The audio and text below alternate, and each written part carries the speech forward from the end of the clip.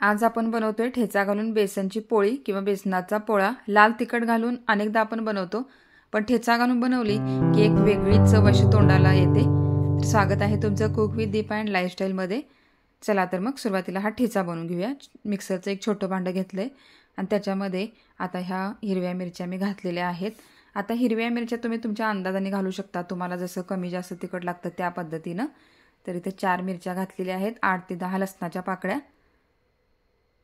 पाव चमचा घालूया जिरं, अगदी थोडीशी घातलेली आहे कोथिंबीर, पाव चमचा हळद,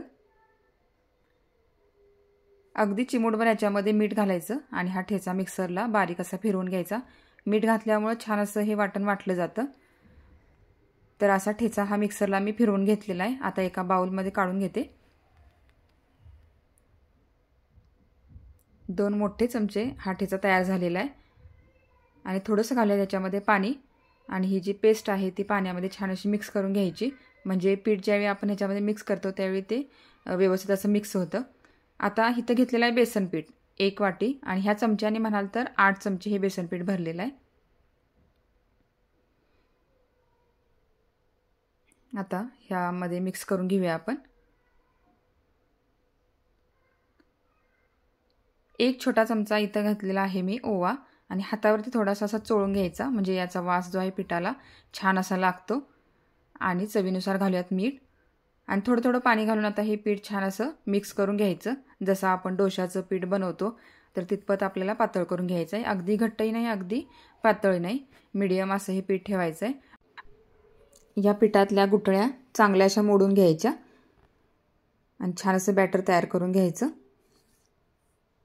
नॉनस्टिकच्या पॅनमध्ये आपण ही पोळी काढणार आहोत, म्हणजे तळाला वगैरे चिटकत नाही। 1 मोठा चमचा तेल घातलेला आहे, कारण बेसन पोळी म्हटलं की थोडंसं तेल जास्ती येतं, नाहीतर मग ती पोळी कोरडी कोरडी अशी लागते, म्हणून तेल थोडंसं याला जास्ती लागतं। तर आता डोशाचं जसं आपण बॅटर तव्यावरती सोडतो तसं सोडायचं आणि चमच्याने असं हलवून घ्यायचं आणि झाकण ठेवून याला 2 ते 2.5 मिनिटं छान अशी एक वाफ काढायची, म्हणजे खालच्या बाजूनी छान अशी पोळी शेकवली जाते आणि वरचं जे पीठ आहे ते सुद्धा छान असं शिजलं जातं।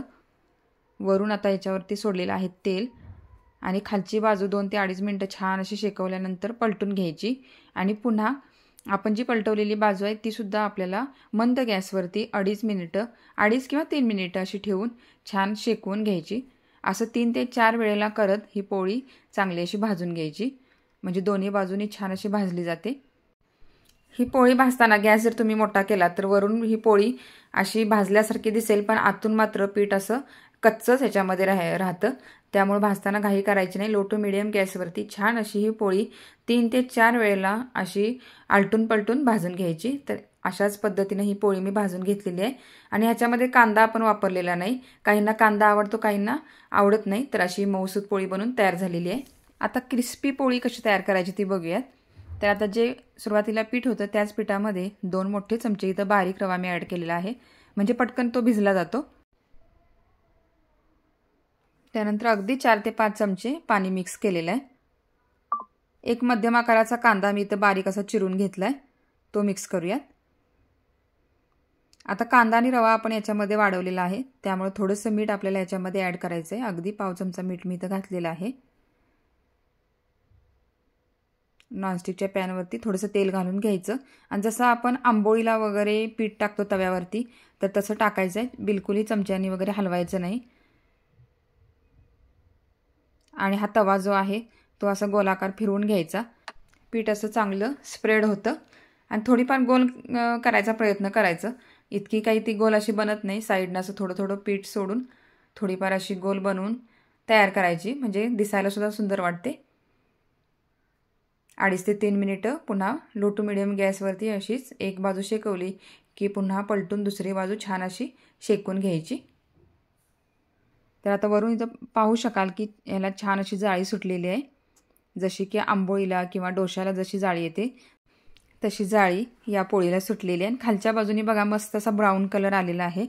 असंच 3 ते 4 वेळेला आलटी पलटी करून ही पोळी जी आहे ती छान अशी मस्त भाजून घ्यायची खरपूस, म्हणजे ही क्रिस्पी अशी तयार होते। तुम्ही दोन्ही पद्धतीनं ही बेसनची पोळी बनवू शकता। तर मस्त अशी झणझणीत ठेचा घालून बेसनची पोळी तयार झालेली आहे। ही रेसिपी जर तुम्हाला आवडली तर कुक विथ दीपा अँड लाईफस्टाईलला लाईक, शेअर आणि सबस्क्राईब करायला मात्र विसरू नका। भेटूयात नवनवीन रेसिपीजसह। धन्यवाद।